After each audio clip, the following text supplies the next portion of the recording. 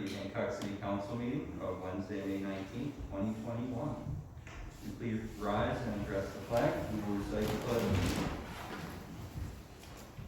I pledge Allegiance to the flag of the United States of America and to the republic for which it stands, one nation, under God, indivisible, with liberty and justice for all.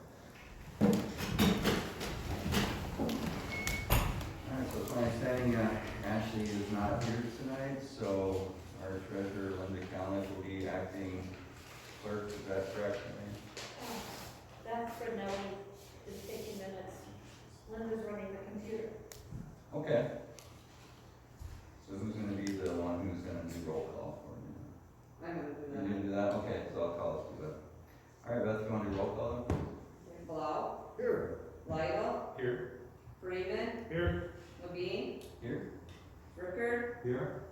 Wartzler, here, Hausler. Here.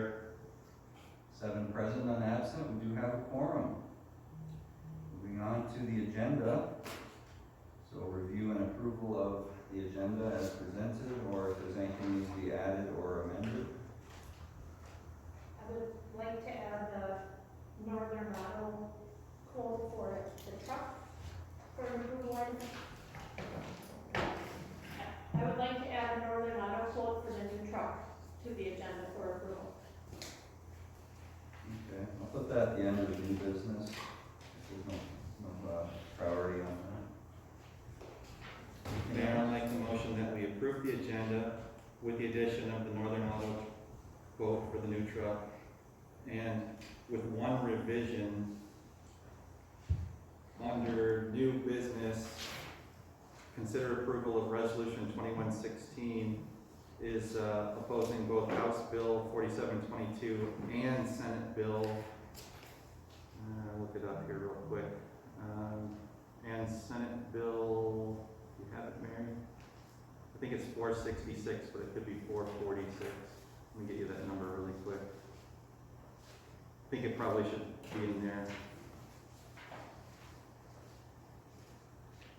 The Senate one is 446. 446, thanks, Beth. The rest of that item is the same. Yeah, I mean, it encompasses more than just short-term rentals, but that's a reasonable description for the rest of it. I just wanted to make sure we mentioned the Senate bill in there as well. Is there a second? Second.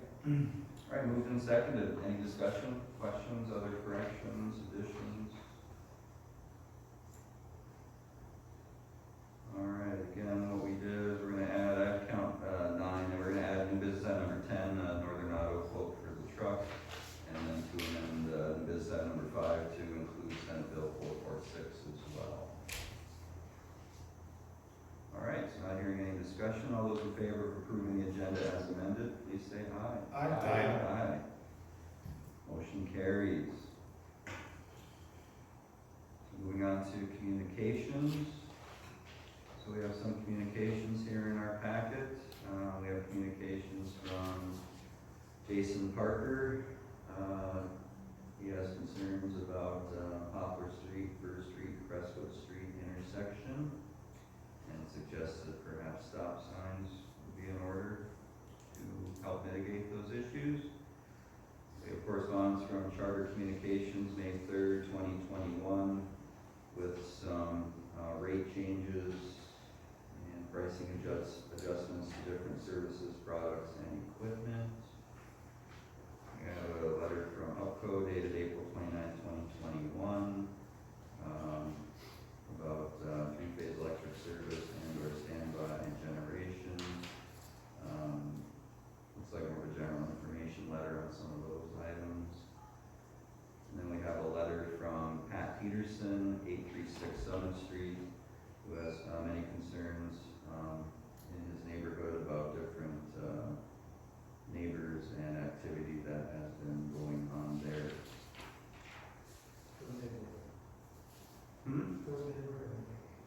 I can't hear you. Oh, I'm sorry, I just assumed the gender, I apologize. Her. Is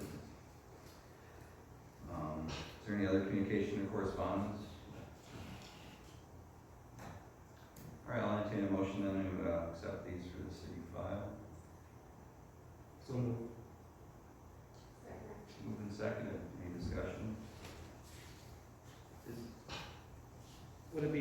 wait since, Ms. Peterson said I wait a reply to send some type of, give some type of response from the city. I don't know if any of the city staff have replied. I guess my, very, very legitimate concerns were raised in her communication. Unfortunately, near the end of her communication, I would disagree with, basically you have the power to fix this problem. I mean, we're not the enforcement, the council is not the enforcement arm of government. So I did speak to Mary about it because of the very strong concerns that were raised, and it sounds like a lot of them are being addressed as best as the staff, the appropriate staff, can address them at the moment, and the situations are going to be continue to be monitored to hopefully have a positive outcome. But there's really nothing that this body can do that I'm aware of unless someone has thoughts to the other than that on it. But I feel for a person who is writing to us expecting us to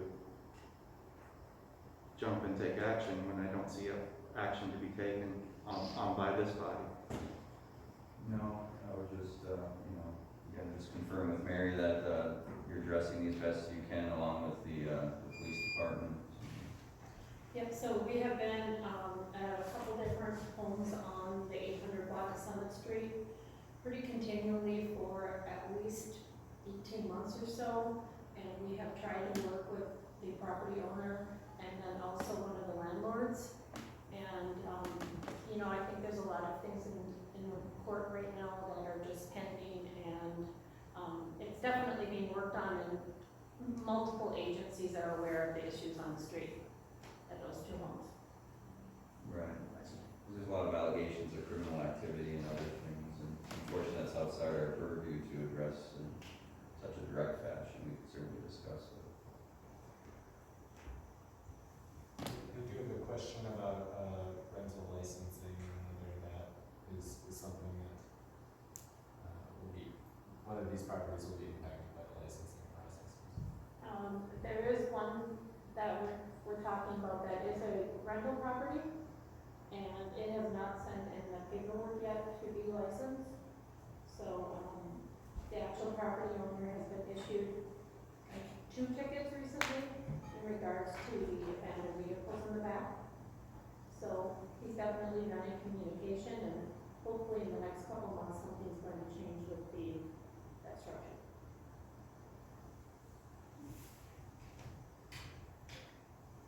Any other discussion on the correspondence?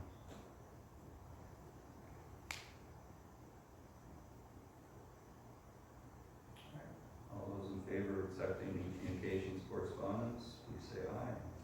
Aye. Motion carries. All right, at this time, I'll now open up the floor for our first public comment.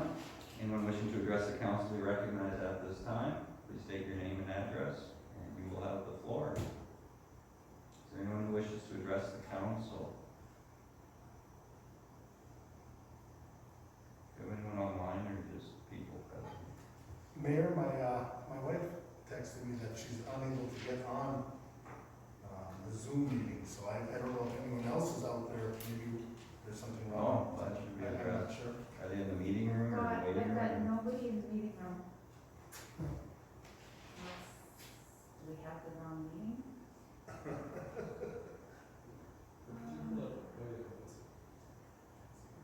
Oh, let's see if we can remedy this Usually here. there's something. Maybe.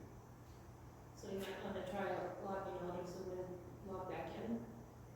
Or go up to the main screen and figure out what meeting you're in.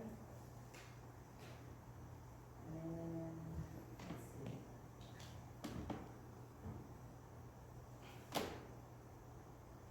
Yeah, there are some regular attendees that Aren't there? attend via Zoom. Yeah, this is a different, Although I see Josh visually from here, so it's one I can account for. it looks like the meeting that's open is different from one on the agenda. Okay, Oh, All right, let's work out these technical difficulties. okay, so I this one, and okay, so.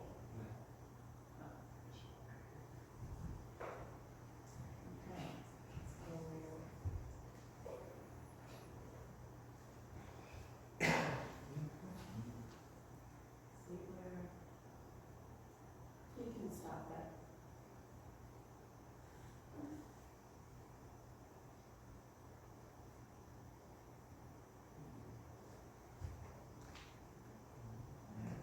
Yeah, that's.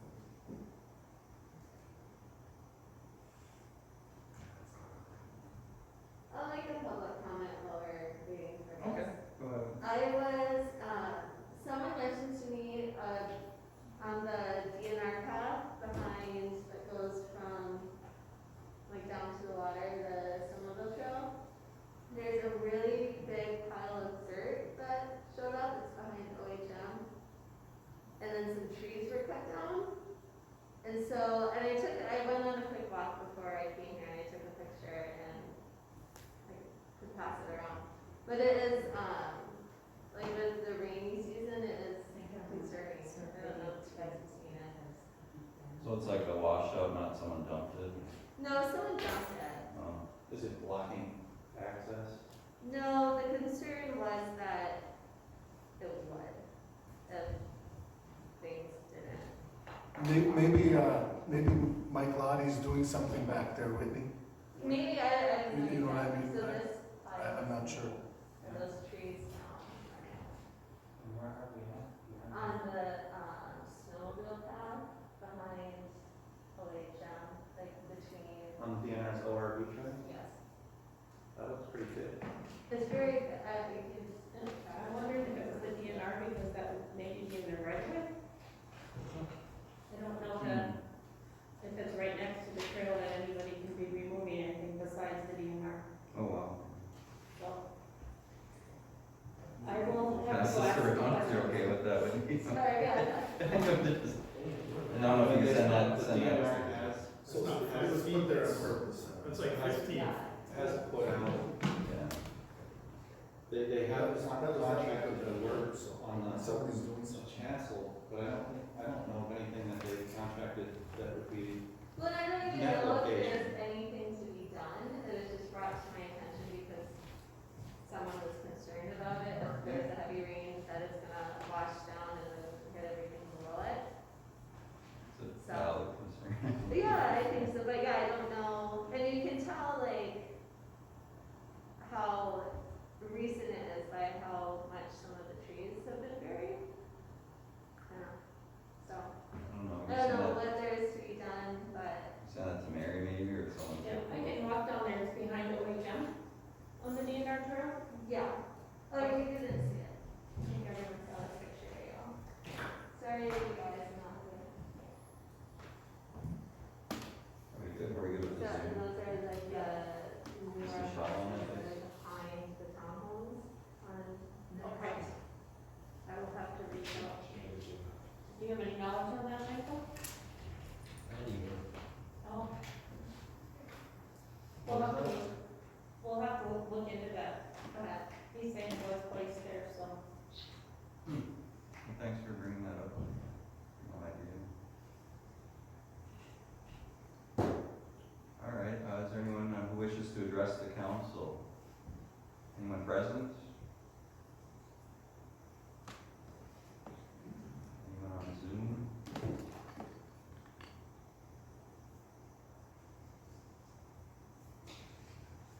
Well, do you know if they can hear me okay? I don't even know if they can confirm that or not. I want to make sure they can hear us. Just never know these things. Michelle said she has 2 meetings instances open as the culprit. 2 meetings going, maybe that's the culprit or something. Okay. okay, because I don't have her name on the list, it's in the waiting room. Yeah. I don't know. All right. I'm mad at that, so. I'm just relaying. Okay. I think we have it mostly sorted out, and so I'm going to close public comment at this time, not seeing anyone else. There will be, of course, a second public comment. All right, moving on is review and approval of city council meeting minutes of May 5th, 2021. Entertain a motion to. So moved. Second. Give that to Councilmember Freeman. Split second, quicker. All right, any questions, comments, corrections, or discussion on the meeting minutes from May 5th, 2021?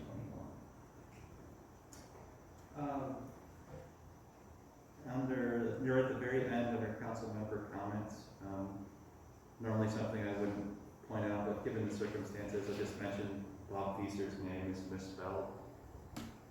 I don't know, so is it, whoever's taking notes, are you looking at that section, Beth? It's Veeser. Oh, Yeah.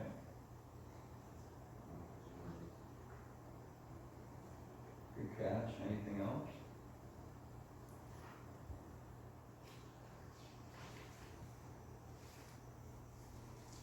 All right. All those in favor then of reviewing and approving the meeting minutes as amended, please say aye. Motion carries. Next, review and acceptance of meeting minutes. We have the Portage Lake Water and Sewer Authority meeting minutes of April 13th, 2021. We have the Planning Commission meeting minutes of March 22nd, 2021 and April 6th, 2021. And the Downtown Development Authority meeting minutes of April 5th, 2021. So moved. Moved and seconded. Any discussion?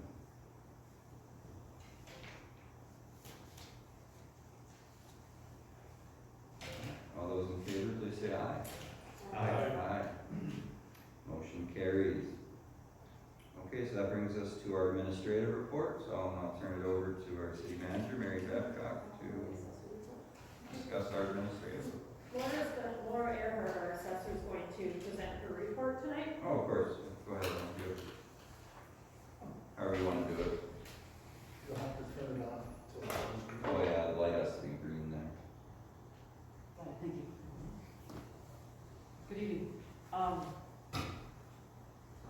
I'll just summarize what's on the paper that you have in front of you. Our border review went well, and all the decisions from the border review were mailed out to petitioners, and the final database was presented to the county, who accepted it, and actually at this point the state has also equalized, so our role is good to move forward for 2021. During the 2020 year, the county issued 18 building permits for the city. And I just gave you a few numbers as to, we had 2 new houses, 3 new garages. One of the garages never got started, but they're gonna do it this year. And 2 demolitions. One of the demolitions resulted in a new house being built. So our total additions from permits to the roll is just over $600,000 for the taxable value for 2021's roll. And I believe you kind of looked at a similar report that Scott McGinnis gave, but I just kind of summarized 2021 to 2020, our assessed values and taxable values. And we saw a $4 million change, $4.7 million change in our assessed values, and about the same change in our taxable values going into 2021 versus 2020.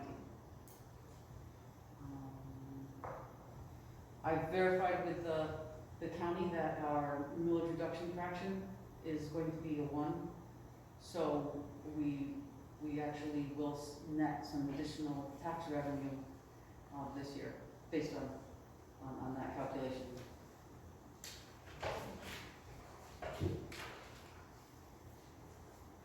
I'm working with the other ladies in the office, the rental registrations. We're coordinating data in the assessing database with the rental registrations, keeping both things updated so that the data from assessing flows into tax. So therefore, information that we're receiving will be visible to the treasurer when she looks at the tax database.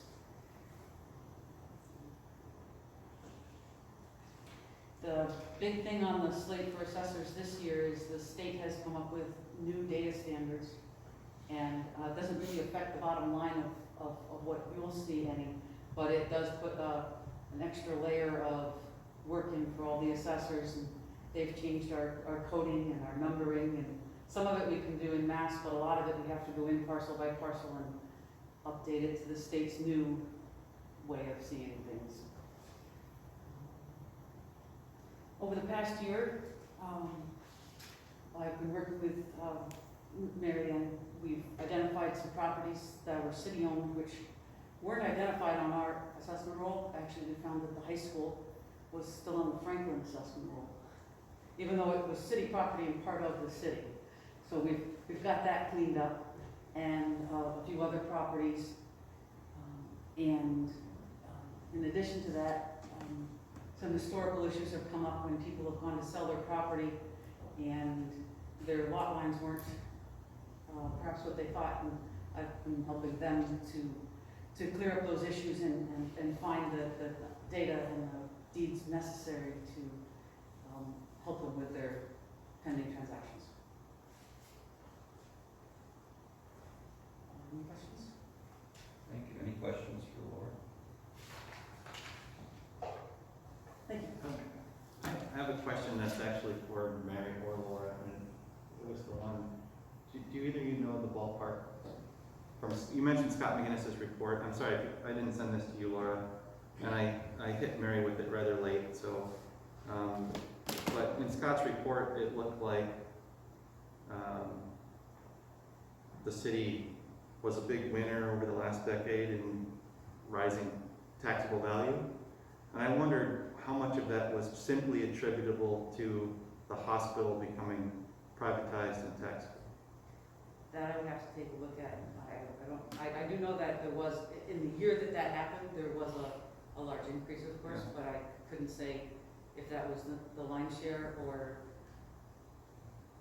I was just going by, kind of off the cuff numbers and sketchy memory from when that became taxable, and I was thinking it might even be upwards of half of the gain over the whole decade is attributable just simply to the hospital becoming. I can definitely take a look at the numbers and get back to you. I just curiosity, because it paints a different picture when you have, when you see something like that, and maybe half of it can be explained by one property, or one entity.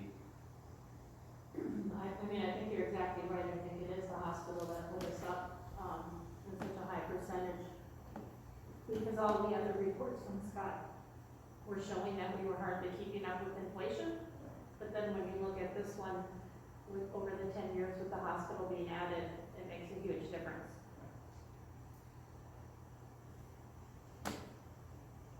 Interesting. Thank you. I guess it paints a rosier picture because we're not going to have a hospital added every decade to our tax base. All right, thank you, Laura. All right, Mary, if you want to move on, I guess we can start with the American Rescue Plan. So I wanted to talk a little bit about the American Rescue Act. It is, we received some guidance last week, and we are considered a non-entitlement unit because we have a population of less than 50,000. So some of the guidelines are for us to use those funds for revenue loss, water and sewer infrastructure, and some kind of economic impact for people that have been hurt by COVID. And it also does offer premium pay to employees. But we will currently be tracking the revenue that we lost. That is something we haven't had any reimbursement for yet.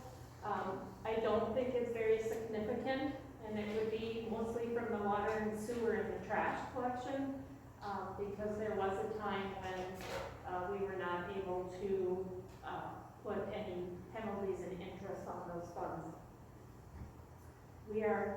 We should be receiving 50% of the 440 this year in 2021, and then in 2022 we'll receive the other 50%, and we need to spend that by December 31st, 2024.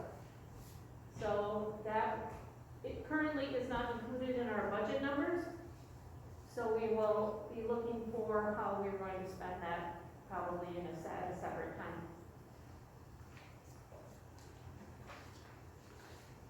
the ISD. Does anybody have any questions about that? I just find it interesting that one of the few ineligible uses are not paying down pension. Yeah. I like how they made that very clear. Yeah, that is, they did put the funds towards the Teamsters. They were allowed to, out of this funding, get theirs paid down. George Stakera with the ISD had contacted me last summer in regards to having their CTE students remove and replace the sidewalk in front of their career tech center. And they did that work this week, or last week, and it looks great, and I guess it was a very popular item with the students. So we are really happy that area of the sidewalk was quite damaged, and it looks really nice. And so we, maybe that'll be something we'll be able to work on in the future to other areas of the city where there's damaged sidewalk. I thought that was a really good idea. Isn't that cool? Yeah, I really like that. They are also building the part of the monuments for Memorial Park, so that's pretty nice. There is a Return North Career Fair tomorrow that was co-done by the Smart Zone and the MEDC, and it is virtual. If you know of anybody that's interested that does not live around here, that is a great opportunity to find different positions.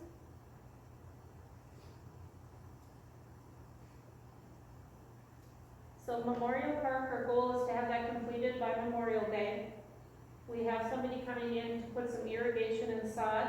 That should be done next week. They will be placing the armed services medallions that the CTE welding class made. Also next week, they're putting in the cement base. If you look over there tonight, it's all formed, so you get a kind of a feel of the layout of the park. Junior Roxy will be assisting with refurbishing the statue. They're gonna take care of getting the names bold again, so you'll be able to see them.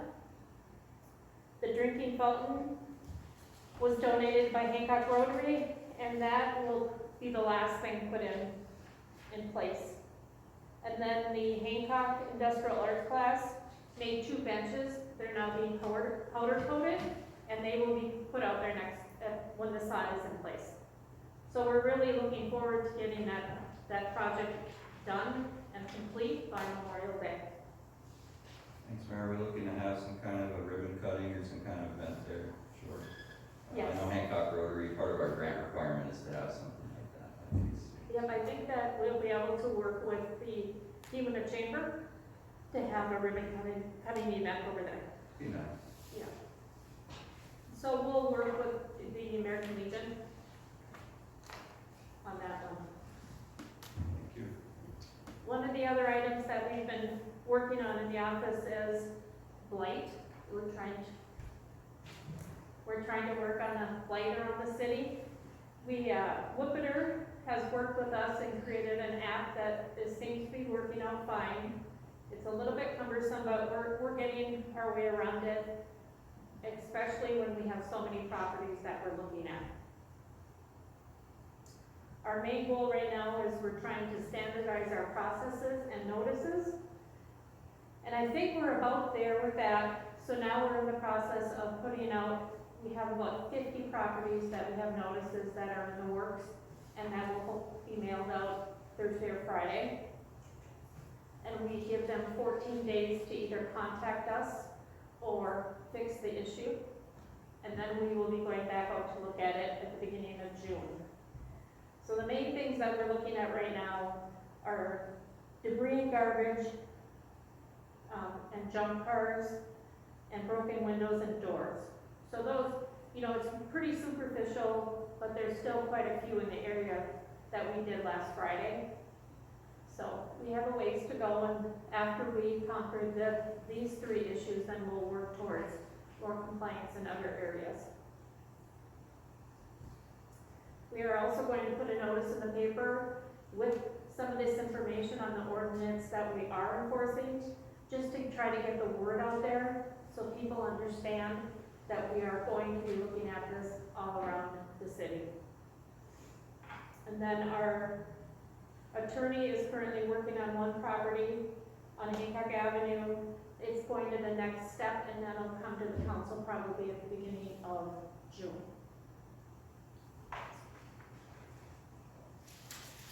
So our summer help, we've hired 6 people to work in the parks. I'm still being told by people online that you are not audible. So we hired 6 people to work in the parks for the summer, and so they have now gotten the garbage cans out and the benches are out, and that is the staffing that will take care of emptying the trash and making sure the parks are clean. And then the campground opened on May 15th, and it definitely has the highest number of reservations to date of any previous year. So we're expecting quite a lot of activity down there, along with having the ADA compliant restrooms being done towards the fall. That's all I have tonight. Thank you, Mary.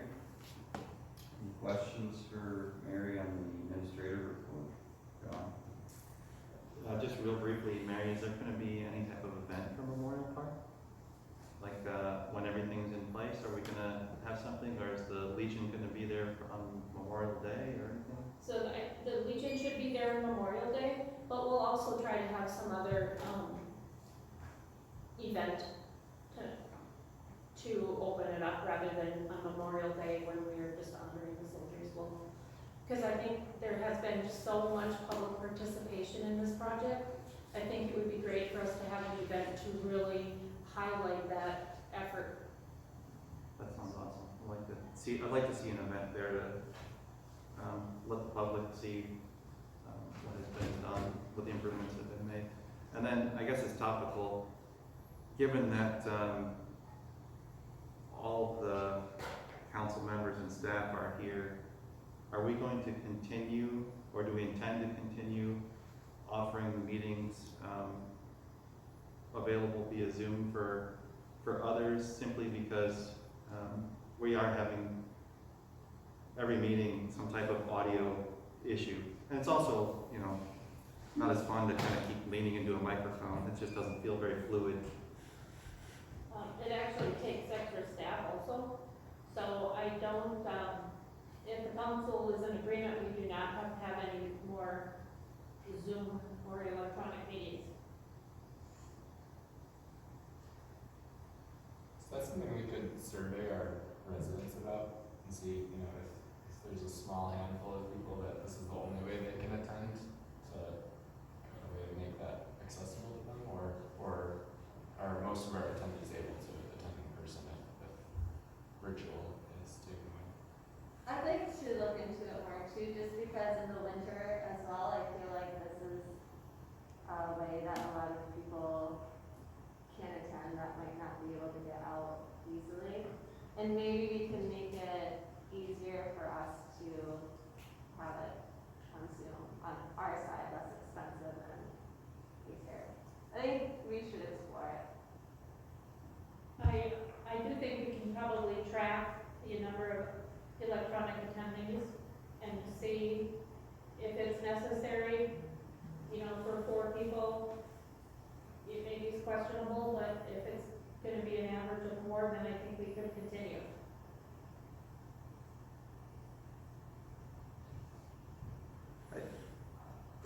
It's a public service to have it there, but if, in an ideal world, which we don't live in, but in an ideal world, we could just sit normally and speak normally, and it would be, passable for everyone, rather than just only the people who are in this room. But that's all. I mean, it's easy to forget. It's easy for me to forget to not lean over here and speak into the microphone. Yeah, we did the best we can for the audio and the visual. It's not great, but yeah, we do have to speak into the microphones. I don't think there's anything we can do to cure that. I certainly think it's something we should think about, especially, once, I think it's useful now while we have this limited seating, but if that ever changes, certainly worth investigating. Because what's our current capacity, Mary, right now? And because it's a public meeting, it would be as long as they're 6 feet apart. Okay. Nice. Interesting. Anything else before we move on to our business? I do have a question about the process for the city identifying kind of the priorities for the American Rescue Plan funds. Are there going to be more directives on how we should process our priorities? And I think it's pretty clear that the city's financial impacts based on COVID are a top priority. But then some of the options on there are grants to small businesses, mental health care, counselors. You know, there's all sorts of things that theoretically we could decide to fund. I'm curious how we're going to narrow that down and to make the largest impact. So I think that's gonna have to be a council decision. As we've gone through the budget process, we can kind of see where we could use it. But if you try to go outside of the very structured water, sewer, broadband, then I think we just need to come up with some ideas and, bring it to the council and have you guys discuss if you would like to appropriate some of that money to be spent that way. Yeah, I know it's not we don't have the money yet, and we don't have to spend the money right away. But you know, it'd be good if we could kind of be sort of clear up front about where the money should be going in the perfect situation. Although there could be emerging issues for the next 3 years that we realize in 2 years that we really should be funding. But Building off on Will's last comment, you said the end of '24, everything has to be expended? Yeah, Is there a schedule? Do we have to expend no, a certain percentage of it by a certain time? no, it's just within those 3 years.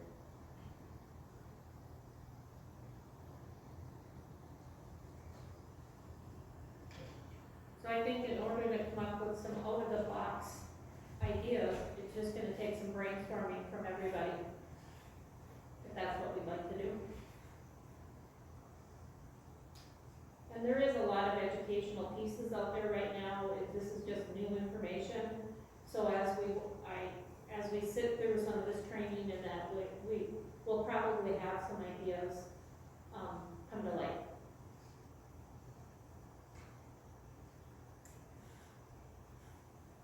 We actually receive the funds and will be holding the funds, Yes, so there's no reason to be racing to expend them. no, it's not reimbursable. We'll just get the 50% in a lump sum and then 50%. The state actually, once it gets it, only has 30 days to distribute it to us. Maybe good to know upfront how much our COVID-related expenses for the city have been, including putting in this Zoom system and all that. Can we reimburse that? Most, are you asking about COVID expenses? Yes. Most of them have actually been reimbursed already through other grants that we've received. Part of our revenue sharing last year, I think it was 30,000 had to be spent on COVID-related items. And then we had the first responder help, and then we also had a payroll for essential workers. So those grants alone were over like about 120,000. And the only thing I think we're gonna have that's gonna be reimbursable is the lost revenue, which will not be a very much money. Maybe like $20,000. That would be an estimate. Thank you.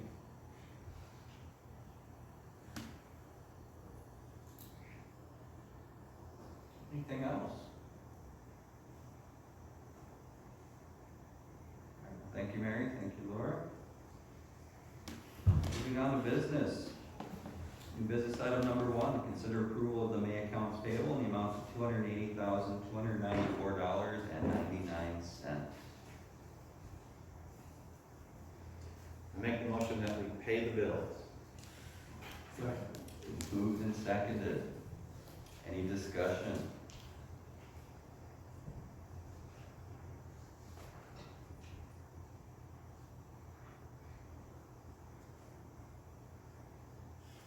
So I do have a quick question on the bio bags. So the cost for the bio bags, that is our actual cost of purchasing them as the city, not the revenue, that doesn't include any revenue we generate by selling them. No, that's just the true cost of them.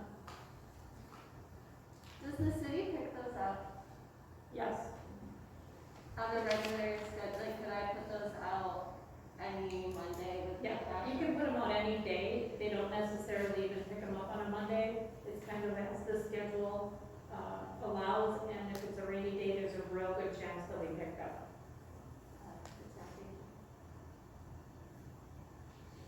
There's been a slight discussion about whether it'd be possible to increase composting of food waste through the bio bags. And whether our DPW has the facilities for that. I know that's outside of this payment accounts, but whether those bags could be used to collect more than yard waste eventually. We'd have to look at the manufacturer's suggestions on that. I don't know if they would handle composting also. They're not real strong, and they deteriorate real fast. So, my guess would be we'd have to look at different bags. In my experience with the bags is that when they get wet, they're gonna deteriorate real quickly, so wet food waste would cause Yeah, the situation, right?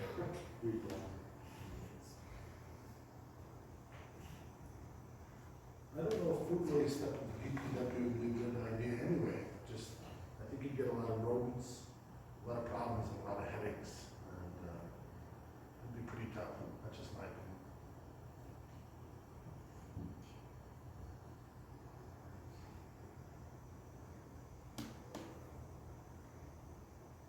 Anything else on accounts payable? Alright, Beth, roll call vote, please. Hauser, Yes. Workler, Yes. Ricker, yes. Levine, Yes. Raymond, Yes. Lidle, Yes. and Blau. Yes. 7 in favor, none opposed. The bills have been paid. Thank you. All right, new business item number 2. Consider approval of resolution number 21-13 to request funding through MDOT from Transportation Economic Development Category B program to resurface Poplar Street.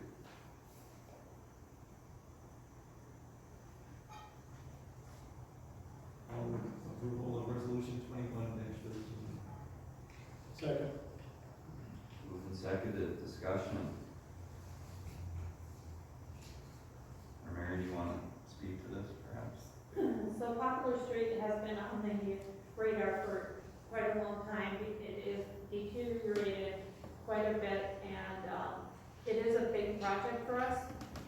But that concept of redoing the whole thing at one time is gonna create a better end surface that will have a longer lifespan. And as we're doing it, we will be doing the water and sewer. And that is one of the reasons why the cost is so high, is we'll be replacing and renewing services as we go.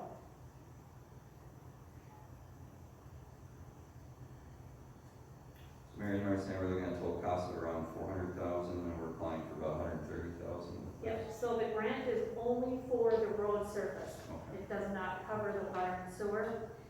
And so, you know, there is the possibility that we can use funds we already have, but we could also use the ARP money. Is there any options for rural development to come into play for water and sewer? Or not on this?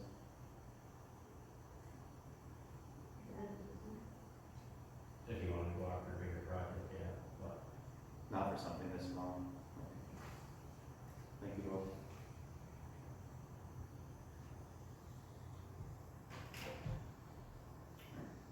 Any other questions or discussion on resolution 21-13?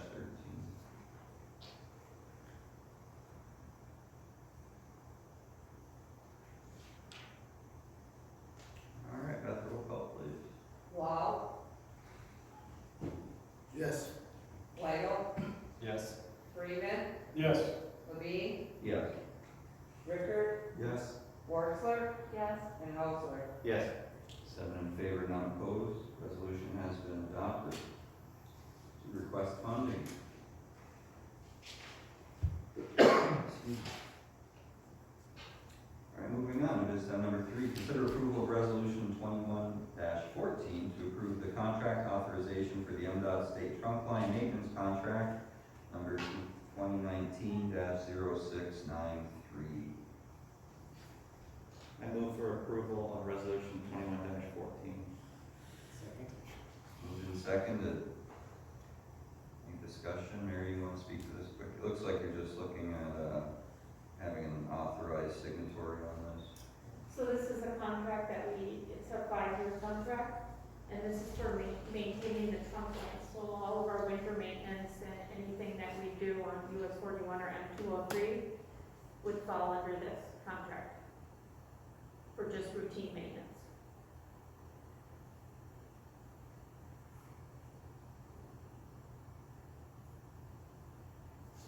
This allows us to get reimbursed. This is just paperwork that has to happen every 5 years to make sure we have an authorized Yes. person. Yep.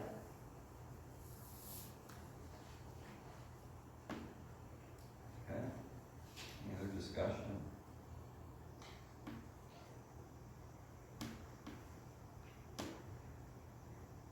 All right. I think we just do a voice vote on this, please. All those in favor of adopting resolution 21-14, please say aye. Aye. Anyone opposed? Motion carries. Resolution 21-14 has been adopted and approved. Business item number 4, consider approval of resolution 21-15 to accept the RFQ proposal for the fire hall generator grant to OHM Advisors. So moved. Second? Moved and seconded. Any discussion? I know this has been a long time coming. I remember starting this back, I don't know when, but. So it looks like there was 3 consultants to submit proposals, and then OHM was selected on the criteria. Yeah, it was just a qualification package that 2 companies submitted, and Bill Marler actually did the scoring on it and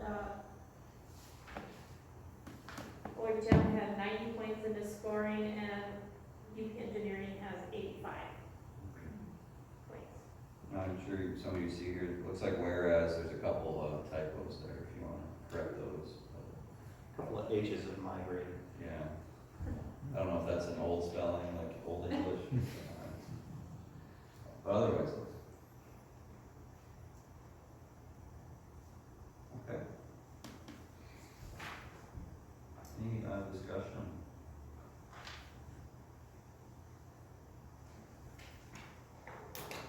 Who moved and seconded that, Beth? There's a move, yeah. That's what I thought. All right. Is there a motion? It's already been done. Yes, Blau motioned and Ricker seconded. Okay, thank you. I didn't know if we did this. All right, any other discussion? All right, I guess we'll do a roll call vote on this then, Beth. Okay, Hauser, Yes. Orchler, Yes. Ricker, Yes. Levine, Yes. Yes.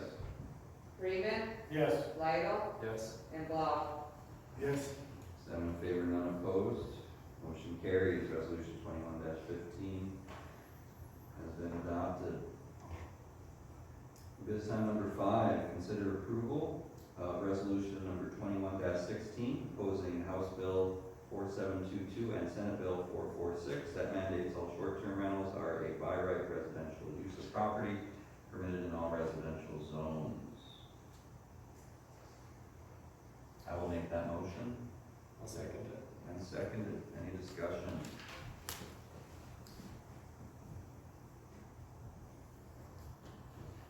Go ahead, John. I mean, I'd be happy to discuss it, but if we're all completely familiar with it, there probably isn't. This is something that comes up lately, virtually every legislative session. You know, it's, if you've read the House bill and the Senate bill, they're nearly identical in wording. They would, interestingly enough, they would not only mandate that short-term rentals are, to use the legislative terminology, permitted use in all residential zones. But all short-term rentals, basically all rentals in residential zones would be not considered legally not commercial use of property. So think about that for a minute. I know some of us here in the room own rental property. If you have a residential rental property in a residential zone and are renting it out either as a long-term basis or as a short-term basis through, Airbnb or VRBO or whatever platform, you're not acting in a commercial manner. You take that same property, you put it downtown, you put it over the top of Ron or Rick's building and rent the apartment out up there, that is a commercial rental of a residential space. It's based on what zone you're in, whether or not the same exact activity is commercial or not, according to the legislature. Or at least that's what they're trying to sell us. Beyond that, these bills would completely eliminate our rental registration regulations as they currently exist, because you would not be able to treat rentals differently than owner-occupied units. So if you couldn't inspect a rental or ask them to be licensed unless you were asking every, owner-occupied home, requiring them to be inspected and to have a license to occupy their home. I think the MML has some really good wording of it on their website, but basically it takes into account, it's giving a voice to the industry that wants there to be largely short-term rentals. The driving force behind this is short-term rentals, even though it's impacting all rentals, all residential rentals. But the driving force would be, primarily the realtors lobby, who wants to be able to market every home in the state as, wouldn't this be a great Airbnb? And be able to tell potential buyers that the local municipality can't do anything about it. As long as it's zoned residential, they can't put any restrictions on your use of your rental property. And so I've been talking about the actual impact of short-term rentals, long-term rentals in residential neighborhoods. The broader impact, which I will always argue whether you agree with what the state is saying or not. The other impact here is the state is basically taking the decision out of local hands. They're basically telling the 7 of us and everyone like us in every municipality in the state, your input doesn't matter. We know better how to handle your community than you do. We're just going to decree this for the whole state. And that way, this industry will not have to deal with local officials and get the cooperation of local officials. So, I'm always opposed, even if I'm in agreement with where they're going with what's the content of the legislation is, I'm always opposed to usurping the power and authority of local government. Because I certainly believe in local government first. I think we know our community much better than the people in Lansing who proposed these bills.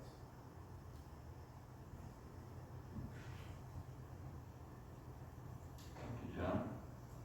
I guess I'll add a little bit, but I'm very open to short-term rentals, but I think that these bills are not good for that in the way that it can be executed by communities. This would certainly burden the city in terms of we wouldn't be able to manage any rentals, or we would need to start inspecting all residential properties.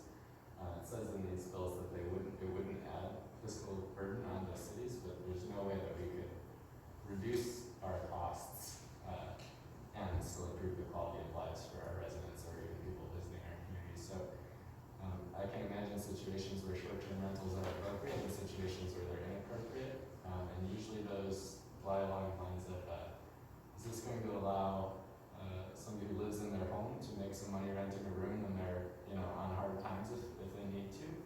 That is kind of maybe. But definitely this is a big giveaway to very specific corporate lobby, and it would negatively impact the kind of the social equity of communities that are kind of struggling with resilience issues. So it would hurt poor people and existing short-term rentals that are being reasonably managed within municipalities. They would be bought out and exploited and be very, very hard to regulate any sort of the industry's use of those properties. All said by both of you. Go ahead, John. I'm sorry to jump back in before anyone else does, but I'll piggyback there on Will too and say that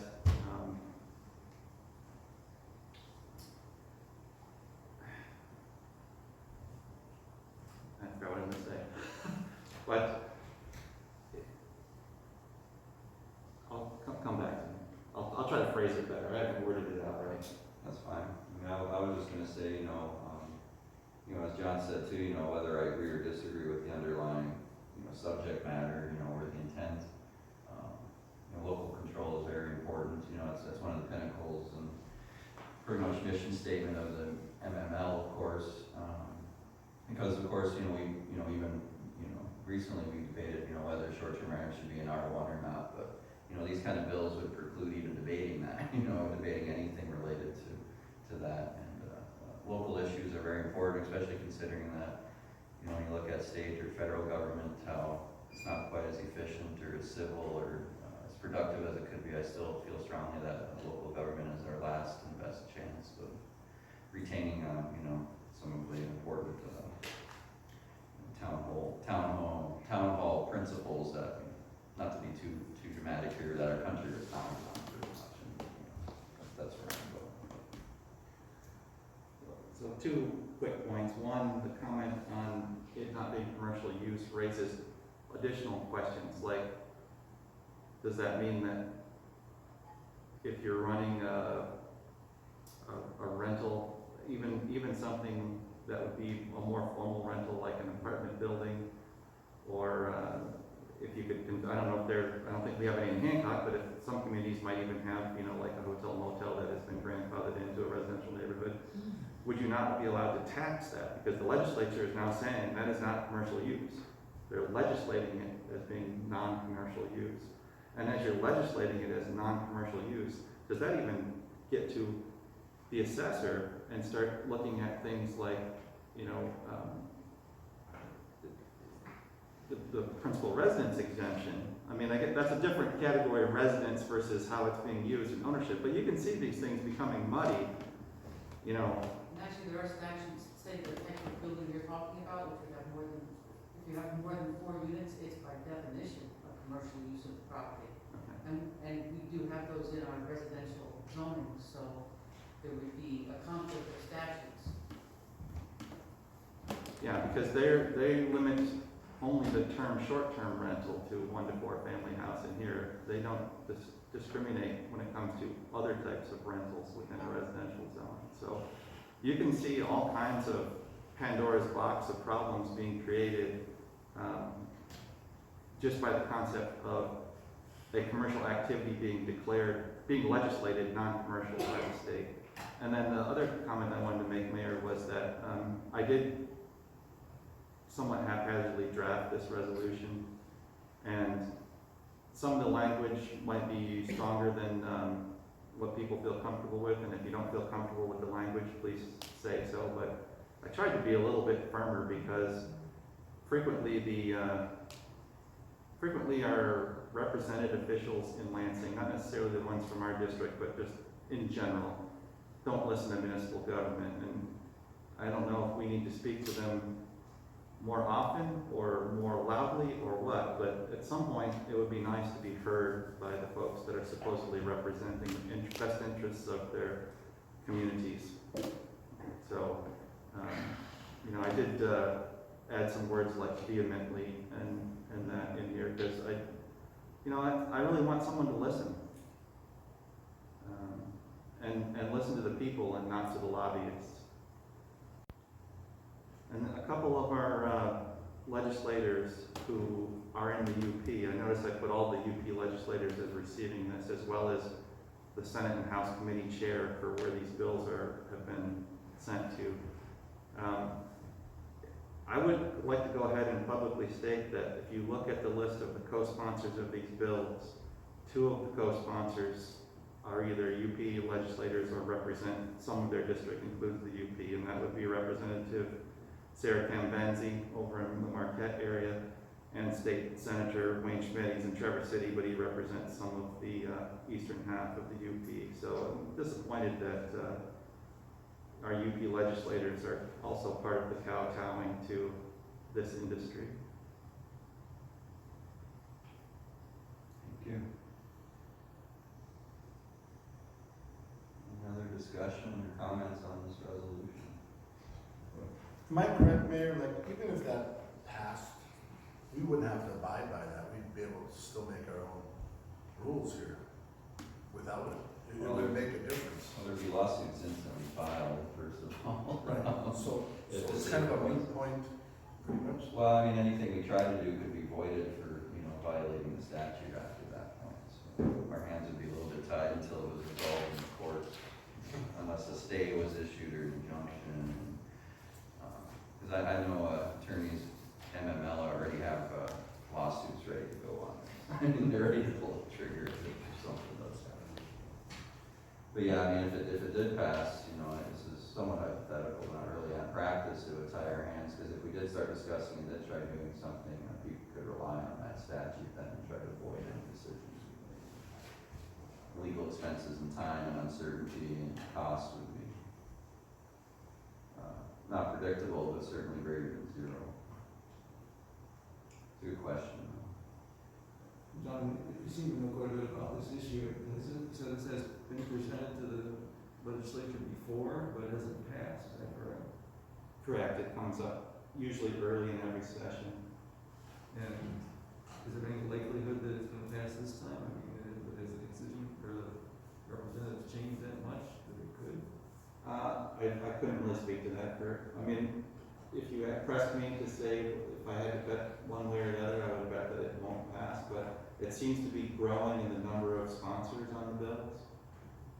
And both these bills had a lot of sponsors listed on them, so they seem to be finding favor with many of our state legislators. Well, I support this resolution. I oppose the legislature trying to tell us how to run the city. But on the flip side, I also am sympathetic to people that are interested in short-term rentals. I mean, I think used in the correct way, if we can figure out how to change our zones or our zoning to allow it in some areas, I think it's something that could benefit the city to have some short-term rentals, more than the private. I mean, we have them now, whether they're legal or not.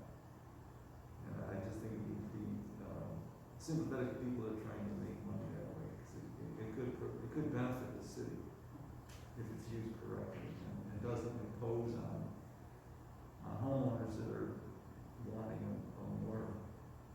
Yeah, it shouldn't impact anybody living next door to one of the short-term rentals. It really shouldn't, if it's done correctly. But that said, I still support the resolution. And, probably getting straying from the topic, but we do at the moment allow short-term rentals in every zone, do we not? Under certain circumstances. And the R1 zone is where most of where the restrictions apply. Right, R1 is not allowed in R1 currently. Unless it's only It's allowed under certain circumstances. It's allowed if you're owner occupied and you're. Or live next door, right? Yeah, or adjacent, yeah. It's Well, allowed under certain circumstances, yeah. that's come up recently. I've had a discussion very recently on that, and her interpretation is that even if the owner of a property lives next door, it is not the same premises, so it would be in violation of our rental ordinance. Okay. But you could still be renting your part of your home out, right? Yes, within R1, correct. Within our. And it's a moot point outside of R1, correct? That Correct, we yes. allow it. So for short-term rentals, this would impact the R1 district for Hancock if it became law, but it would also impact our entire rental registration system. So, I mean, I would argue to Ron's point that it's definitely not a moot point, because if it became state law, we would have to abide by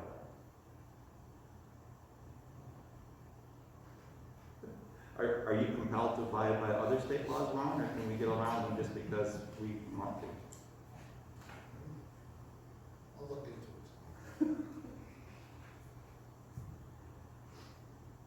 Interesting. Any other discussion?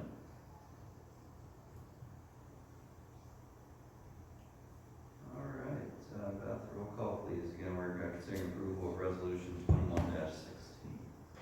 Blau, Yes. Lidle, Yes. Freeman, Yes. Levine, Yes. Richter, Yes. Orchler, Yes. and Hausler. Yes. 7 in favor, none opposed, motion carries. And how is that sent out then, Mary? Will that be sent out then? Yeah, we'll take care of sending it out after the meeting. If you sign it, then we'll mail it, Okay, and email it probably both. all right, thank you. Okay, moving on. New business item number 6, consider acceptance of the Economic Development Administration Award in the amount of $2,664,112 with a total project cost of $3,330,140 for the Hancock Business and Technology Park. I will make that motion. I'll second. Will be seconded. Any discussion? Just probably more for Michael than for Mary, but for either one of you, is there anything in here that gives you pause or requirements or benchmarks that you don't feel are reasonable? Everything looks good and you're comfortable with what they've laid out? It's a fairly long document from my perspective, but maybe not from your perspective. Yeah, So, on Monday, we had our first kickoff meeting, and we went through this whole document step by step with John Owen from the EDA, who will be like our project contact. And it really just brings out a lot of information that is in our grant application, so I think we are comfortable with it. But this would be the last step. Once this is approved, then we're definitely locked in.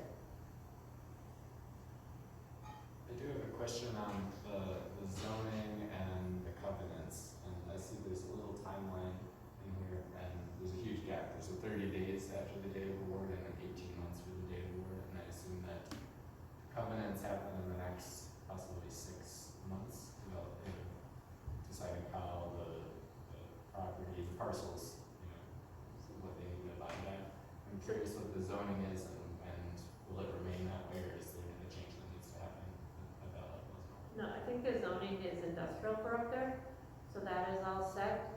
But we do have to work on the covenants, and once we work through the covenants, then we have to submit them to the EDA, and they'll review them and work through them with us. But yes, that can happen in the next 6 months.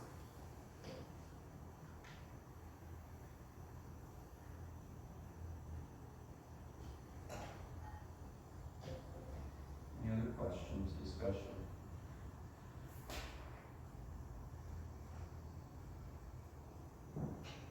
Mary, how's that covenant drafting process with them? I remember we discussed I it. actually am going to bring it to the planning commission, Okay. and we will start with the basis from couple examples from other parks, and then it'll come to the council. Okay. But we'll certainly have some input on it. Oh, yeah, yes. At several years ago, there had been some discussion about the consideration of adult use marijuana businesses or medical marijuana businesses as having this location possibly holding those. Do you have any more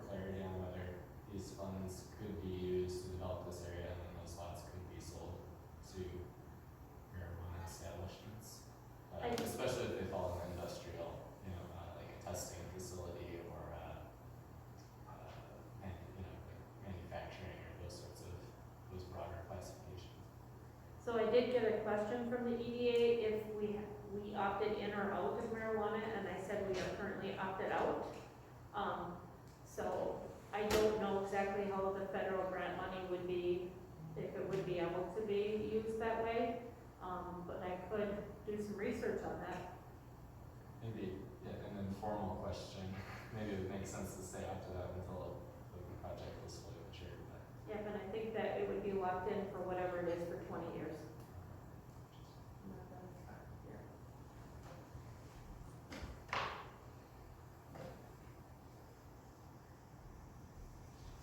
All right, any other questions, discussion, comments? Hopes, fears, dreams, desires, aspirations?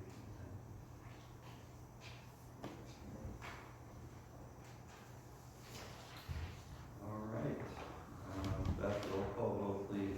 Hostler, Yes. Orchler, Yes. Ricker, Yes. Levine, Yes.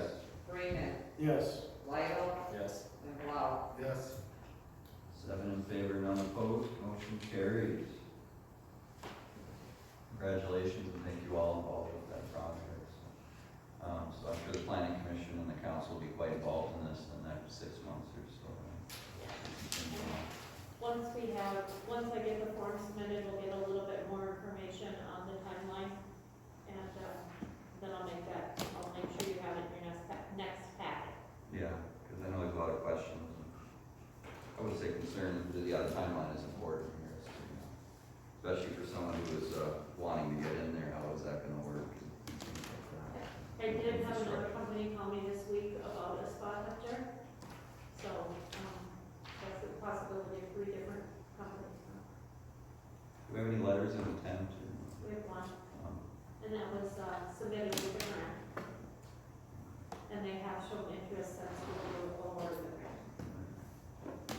So that's important too, is to get some letters of intent.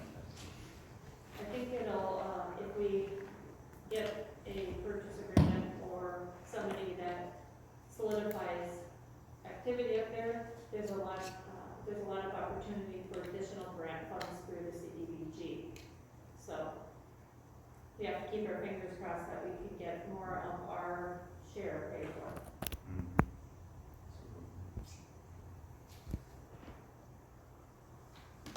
All right, moving on to business item number 7.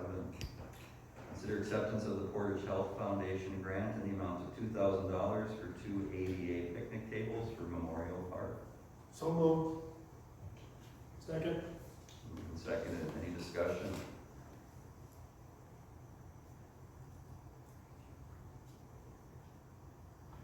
I think it's great. Anything else? There's no strings attached, right? It's just a general grant for some picnic tables. They had a small grant application and we applied for this and we were luckily granted. Yeah. How many grants have we gotten from the Portage Health Foundation this year? 3 or 4? This might be our 4th one recently. Thank you to them as well. Any other discussion? Let's do a roll call vote then. Blau, Yes. Lidle, Yes. Freeman, Yes. Levine, Yes. Ricker, Yes. Orchler, Yes. Hostler. Yes. 7 in favor, none opposed. Grant has been accepted. Business item number 8, consider approval of the Uniform Video Service Local Franchise Agreement between Barrier Telephone and the City of Hancock.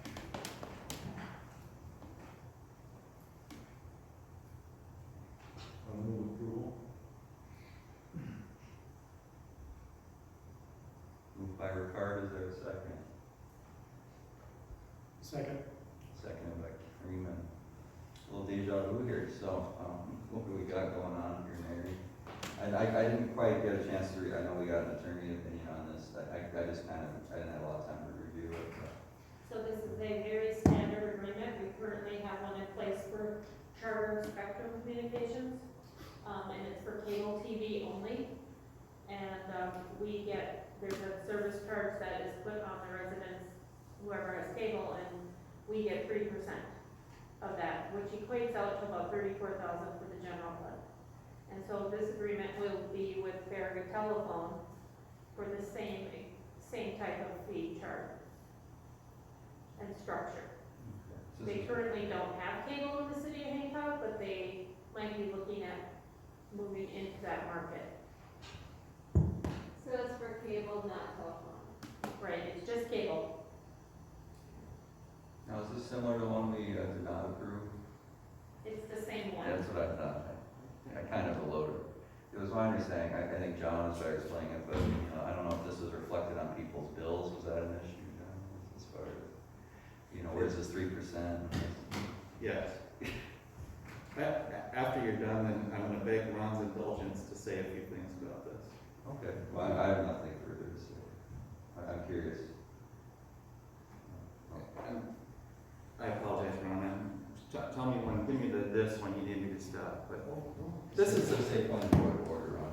this is a good example of, this is a drop in the bucket, right? This is a drop in the ocean, what we're talking about here. But this is a good example of the telecommunications lobby going to the state legislature in the past and saying, it's too difficult, it's too onerous for us to go around and work out agreements with all the local municipal governments around the state. Why don't you just tell them that they don't have any say in the matter? Because is it not true that once they give us an agreement, isn't it not state law that whether we agree to it or not, in 30 days it becomes an agreement, right? I did not find that answer yet. Okay. The way this has been explained before, including the charter one, which is currently standing, is that we don't really have a say, right? The telecommunications industry has gone to the legislature, they've got it all approved, this is pretty standard. They can come in and put their, whatever infrastructure they need in, we can't really stop them. And our role in this, kind of the nod and the wink wink is, we're asking you to be complicit.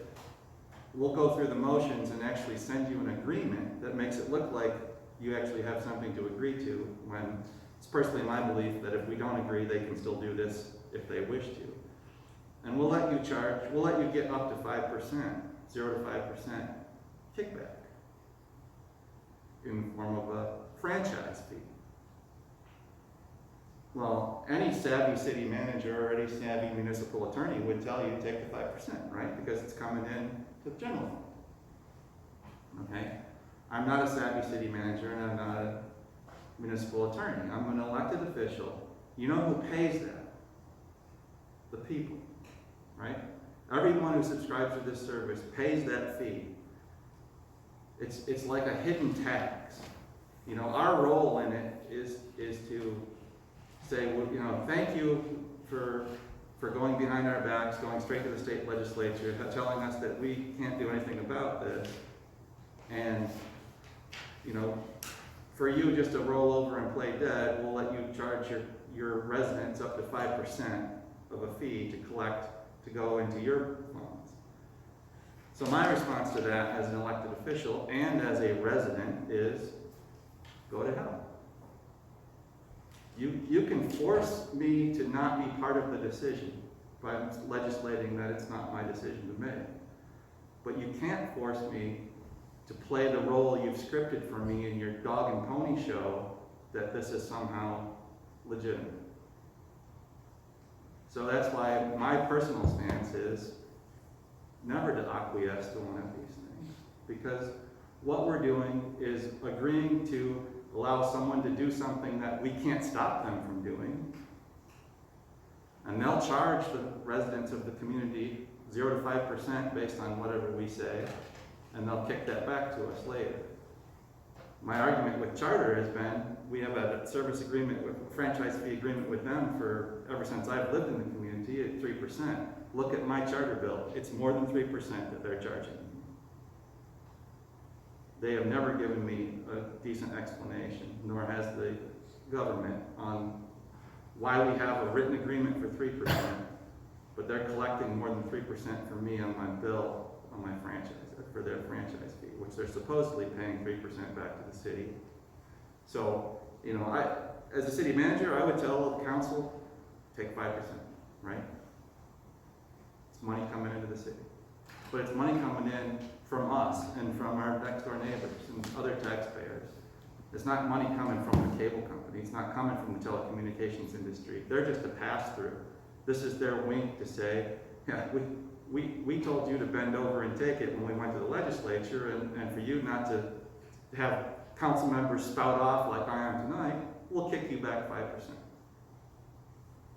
And that's how I feel about it. So I always say, to hell with them. I'm not going to agree to anything they propose. They're going to run over us anyways. I don't have to be complicit with it. So it doesn't matter, John, if we do anything or not? That's been what we were told before, Ron, was that we don't have a say in this, that this is a formality. I believe it's written into the telecommunications law that, you know, once the agreement has been pitched, that as long as it meets all of the guidelines of state law, that if we don't sign it within 30 days, it becomes an agreement anyway. We voted this down last year, correct? We did. We turned it down last year, but that doesn't stop them.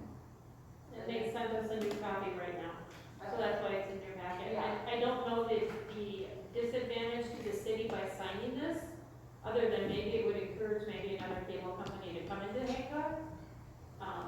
Because and I think that you are stuck with the 3% because our charter one is at 3%. So we cannot, my understanding is that we can't go to 5% right now.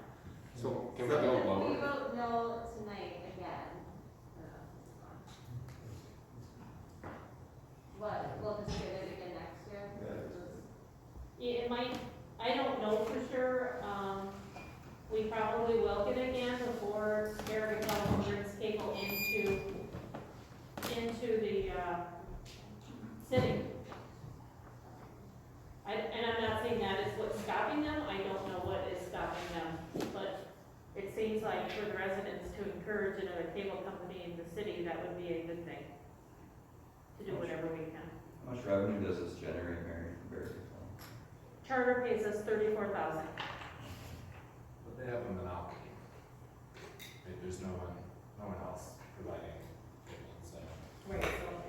theoretically, it'd be revenue neutral. I mean, we're not gonna get more cable users probably by offering a second service, because some people may shift their service over, so maybe remain around that same amount. What I'm a little bit concerned about is that Beriga Telephone Company, or UP.net, is probably not the heavy hitter in terms of lobbying the state legislature, and that any sort of competition up here for the different providers could benefit our citizens theoretically in reducing their rates. Maybe not right away, and maybe Beriga Telephone will never fully actualize a cable line here. But what I'm curious about is, could we incentivize the transition and put in a 2% rate rather than a 3%? Can we give them a better deal than we give Charter Spectrum? It's my understanding they have to be the same. I just want to make a couple comments. I noticed that Berry Telephone is installing infrastructure in Bolton right now. I've seen their trucks with linemen up on the poles, and they're actually physically installing it over in Bolton right now. And I think, having with Charter, having just pulled their customer service out of Bolton, now the closest place you can return equipment is Marquette. Including, if you send it back, you have to get them to ship you a box, which you then FedEx back to them, which I just went through because I just moved out of the house. So, in light of that, I don't think Charter's doing us any great favors. I mean, it's a reasonably good service, but having some competition, I don't think it hurt at all. So, personally, I think competition's a good thing, and I can support that.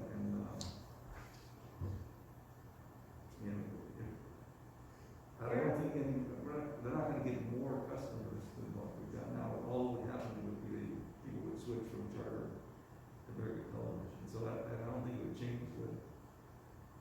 what our constituents are paying in terms of their 3% fees. So.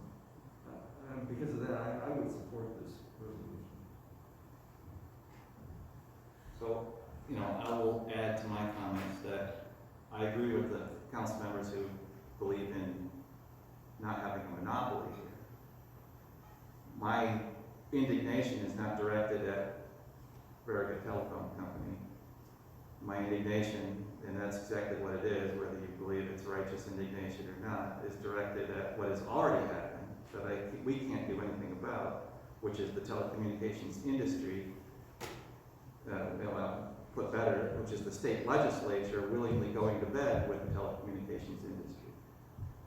And not to the benefit of local municipalities as far as decision making. We can still reap the benefit of the up to 5% hook they put in there for us. Because basically they said, you can't negotiate that on your own. But it still is not a good, it's not good to all of our residents, because what it is, it's not good to any resident in the state, because what it is an actual, it's called a fee, a franchise fee, but it's a tax, right? Really, it's a tax on the service, on the people who use the service. Because if it was a franchise fee, I would expect the franchise to pay for it. They're not paying for it. So my opposition is solely on the position we've been put in, and I have no problem with Verica Telephone Company providing service in the city of Hancock. I do have a problem with how everyone in the state has gotten screwed by the communications industry and the legislature. I mean, the 0 to 5% is going to happen no matter what. I mean, it's going to happen. It's always going to be over 0%. I mean, you're never going to get anything for free. And you are right. The consumer, everywhere, the consumer is going to get hit. Like you said, it's a 3% fee. No, it's a 3% tax. So in all reality, I mean, why not let them in so they can have competition so people can choose? It's just like power, water, well, not water, but gas, natural gas. There is no competition because there is a monopoly, a true monopoly. So why not just let our citizens of Hancock just maybe have one more option? And you know, if they want to change, they can change. And that's a good point. And I mean, my understanding is they don't need our approval. They can be doing this right now and offering it to our citizens. My understanding is they don't need our approval. They can do whatever they want once they've proposed it and it's within the bounds of what the state guidelines are. So why do they keep sending it? Just they're playing the system. Okay. Yeah. And I mean, if we had someone from Verica Telephone here, I'd ask them, if you do provide cable service in the city of Hancock, could you come back and actually explain to us and show us how you're using this, how this 3% is being done? Because Charter won't tell us. Charter will jack you about 3.5%, 3.6%, and they won't give you an explanation on why they're charging more than what the city's agreement with them. I'm curious about like the strategic part of this. That how could Verica Telephone move into a new region that has a monopoly unless there is some coming change in infrastructure requirements? So is this a 5G thing that cable will be converted? You know, that they'll be putting in the infrastructure to allow them to reach a new market? Because it seems like with the mixture of 5G and Starlink, how could a traditional cable continue to compete? And I think that's part of the reason we see Spectrum kind of withdrawing from the area to a degree. There's not going to be a bunch of new customers that are interested in purchasing the same service for a higher price. And so are we seeing a change in terms of communications infrastructure that once they have this agreement, once they have their lines up, that then they can provide something on the 5-year horizon that they can't provide right now? I'm not sure. It just seems fishy to put in infrastructure that's 30 or 40 years old and never what service there. That's an interesting point. Well, yeah, everything's going, there is no cable that comes into houses. There are very few houses now. I mean, everything's going streaming and stuff, so. I'm not sure if that's covered. Yeah. Well, I did hear that if this happens, the UP will also have indoor plumbing and pasteurized milk available.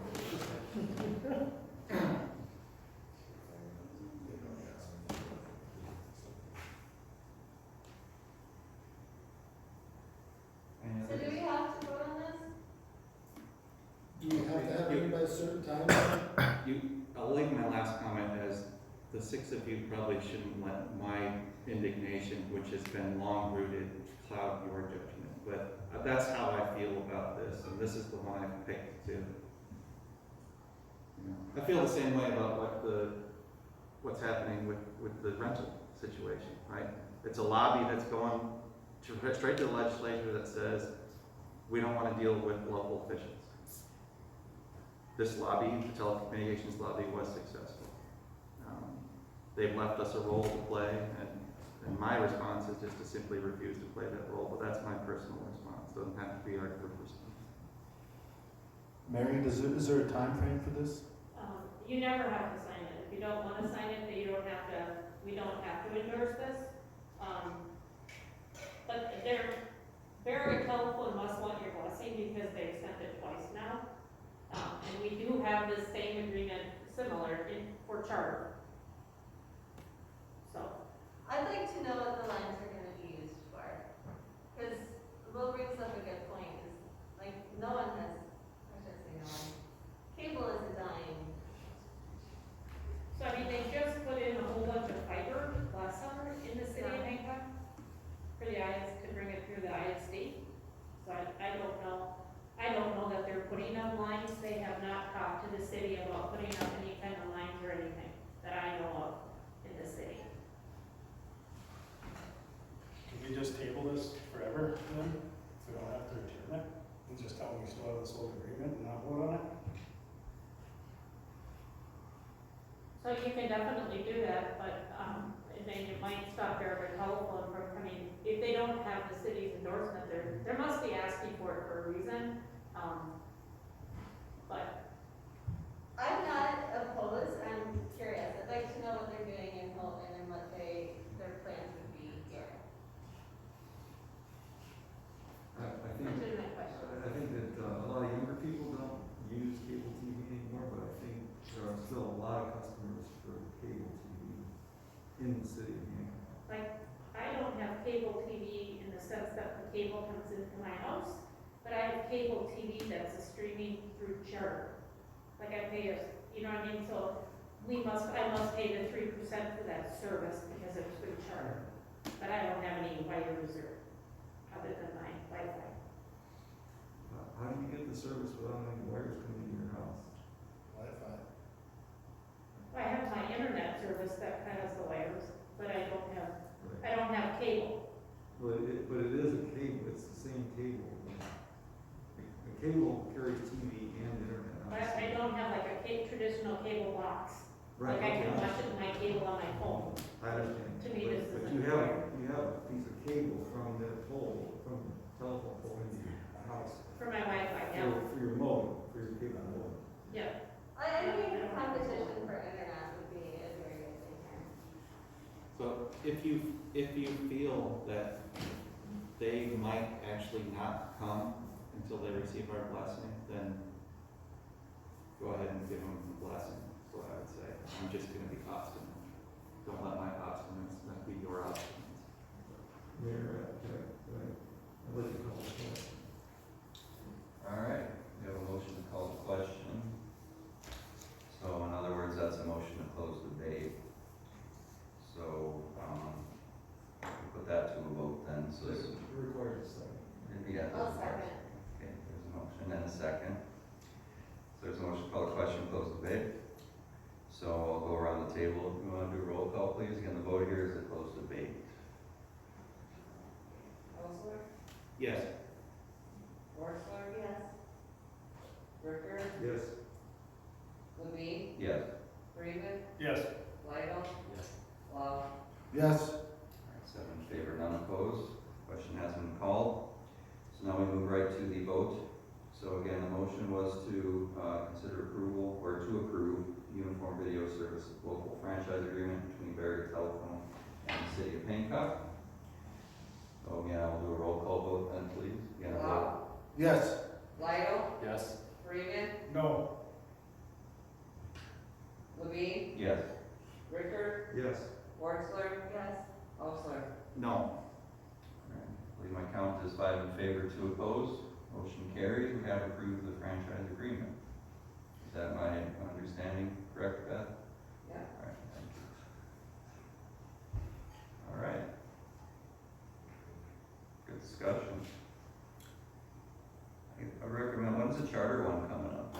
good time to discuss this again. I think, was it 3 years?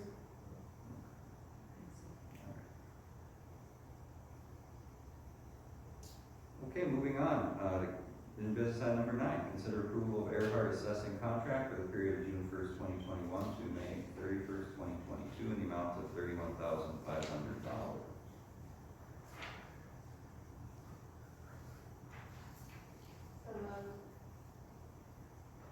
Second. Moved and seconded. Any discussion? Mary, did you want to speak? Yeah, No, my understanding, there's no request for closed session on this then? no, Okay. there was no closed session requested. Okay. So the term of the contract is for 1 year, and it's about a 2% increase. I have worked with Laura pretty closely since we renewed her contract, I think it was last October. We have changed some of the communication paths where she now has voicemail at the city that she can pick up remotely, and the email. Just the communication in general with residents has increased, and we do not get complaints in the office anymore in regards to not being able to hook up with Laura. So that has been a big improvement. I also have talked to one of the members of the Board of Review, and they do have a great, he had a great opinion of working with her, and felt that the Board of Review meetings really flowed nicely, and that she was well prepared. And there was also a question with the ability, the lack of cooperation with the county, and that has definitely improved in the last year. So I think those are pretty vital connections that she has. And we've also had, working with Laura, we've done quite a few different tax estimates for developers that are coming into the city, which is something that is also new for us. So, and that has worked out well. And our AMAR audit came back with no issues. So I feel like at this point with the city, we've had a lot of transition and carrying this forward for a 1-year contract, and working closely with Laura.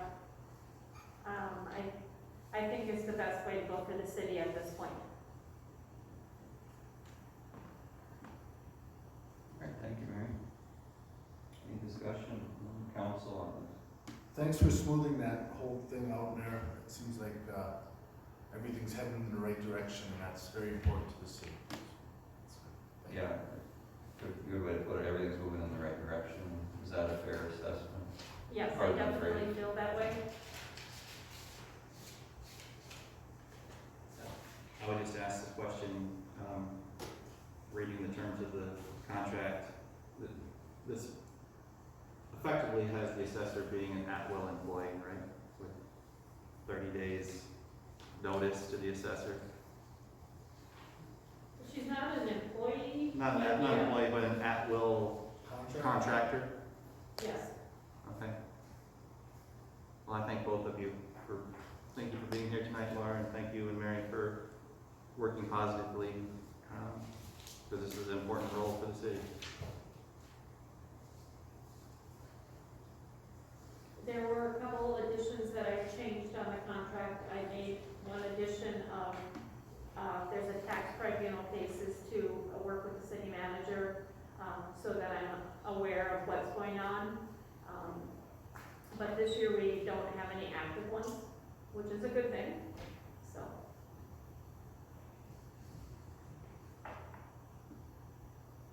And I will confirm that 30 days, but our attorney did review it, and I think that either one of us can do that. There is a clause in here where she's not able to do it from, is it? It's like January to May. Yeah, 4 months. And that is because that's when the important time of year is, and we lock in all the values, and the board of review happens. But I mean, she has definitely reached out to more the veterans. We now send out notices ahead of time so veterans know about the exemption. She's worked on personal property so that people that are below the $80,000 mark get a notice so that they can file their exemption forms. And that all leads to less cleanup on the side of collecting that personal property.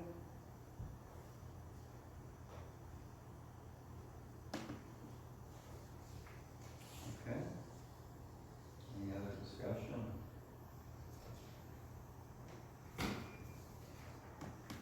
All right, not hearing anything, roll call vote then, please, Ben. Counselor, Yes. Worcester. Yes. McCarr, Yes.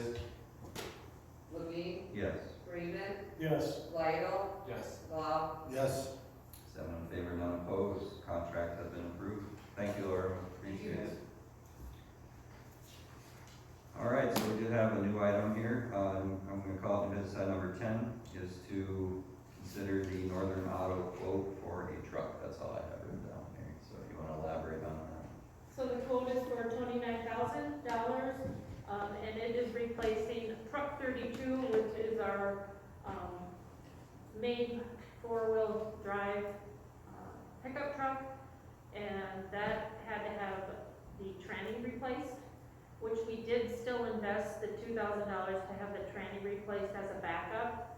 But the truck is quite old, and this is our step towards, getting this in place. It doesn't get a lot of miles per year, but we need this truck.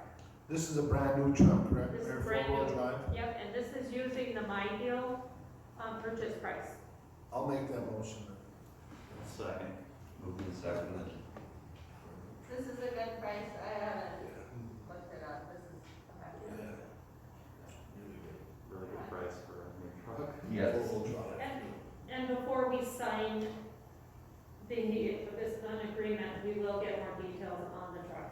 Okay. This one came without any kind of detail on what the truck is, so we will get that. And it's four-wheel? Yeah, or, A lot of our DPW trucks are two-wheel drive. Yeah. We'll be able to put a plow on this one, actually.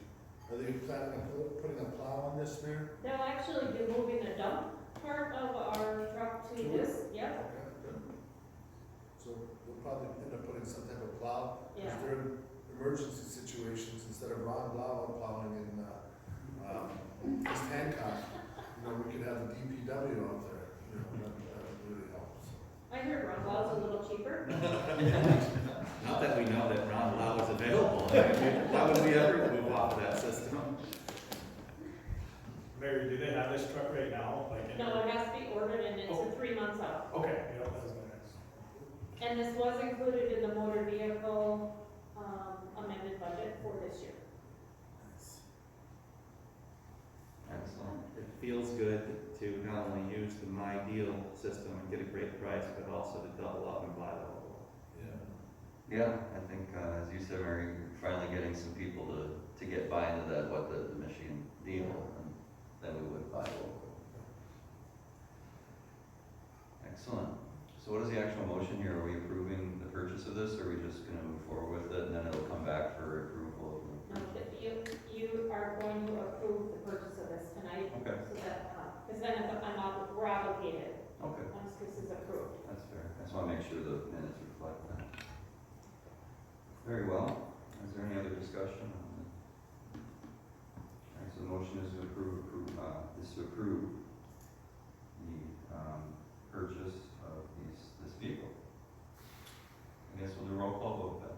Blau, Yes. Lidle, Yes. Freeman, Yes. Levine, Yes. McCarr, Yes. Worcester. Yes. Counselor, Yes.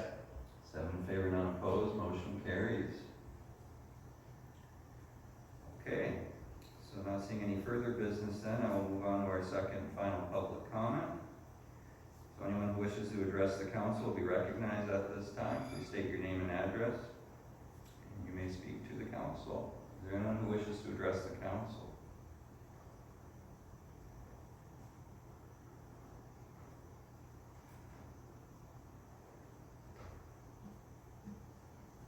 Anyone here or online?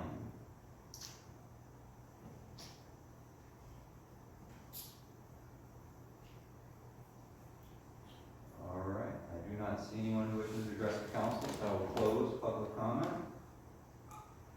So before we adjourn, again, I would like to open the floor to any council members who wish to speak on any matter that they desire.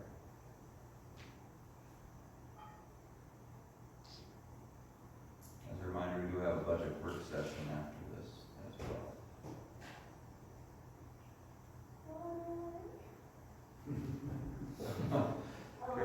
All right. Are you sure about I We do will, have things prepared if you would like to do the budget work session. Otherwise, I think that the funds that we still have remaining can wait till the 9th when we have a full evening just for the budget, and then approve at the next meeting. okay, so before we adjourn, then I'll leave it up to the council to decide whether after we adjourn, we are concluded with all business tonight, or whether we will move into a budget work session. How long do you think this work session would take, Mayor, do you know? We're kind of going up Tonight? on- Yeah, we're kind of moving on close to 2 hours already. for our Right, meeting, and so. I was going to do, major and local streets, so I mean, it could take a little bit. So I mean, there's major local streets and water and sewer, and we could do all of those on the 9th of June. Is that our second, is that the next council meeting then? That's the next budget session. We do have another council meeting on the 2nd. So if it's not as long, we could do part of the work session then. Does this represent all that's remaining for the budget work sessions? Or is there still more after what you would plan for tonight? Like if we actually did it tonight, would that mean we wouldn't need to meet on the 9th? No, you still have to meet on the 9th. Does that mean that the 9th is gonna be extra long? Like, No, it means it'll probably be like an hour and a half. Okay, I say go for the 9th then. 2 hours is, maybe on that, got babies. All right. Well, it's up to the council. So I will entertain either a motion to adjourn and move into the budget work session, or a motion to adjourn and discuss those items at a future date, then either the 2nd or the 9th. What does everyone feel? Up to the 9th. But I'm open to whatever is best for you guys. I'm good with waiting until next month, and if we're done at 6:45 or 7 on the 2nd, maybe we can tackle half an hour, 45 minutes of it that night, and if not, we'll just use it all on the 9th. I agree, John. Those are my thoughts. You know, you said you had some information prepared, can you send that to the council? Yes, to I can review? send all four of those budgets to you right away. That would be Good. great. Then we can write down questions or Yeah. whatever if we have, and we come back. Yeah, if you send it out, I just need to wait till the night before. Okay. I'll make the motion that we adjourn and hold off on the budget work session until a later date. I'll get a second. Moved and seconded. All those in favor, please say aye. Aye. Aye. Anyone opposed? We are now adjourned.